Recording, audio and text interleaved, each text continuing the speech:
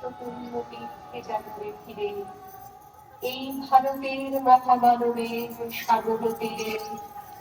হেথায় দাঁড়ায় দুবাহু বাড়ায় নমিনর দেবতারে, উদার ছন্দে পরমানন্দে বন্দন করি তারে।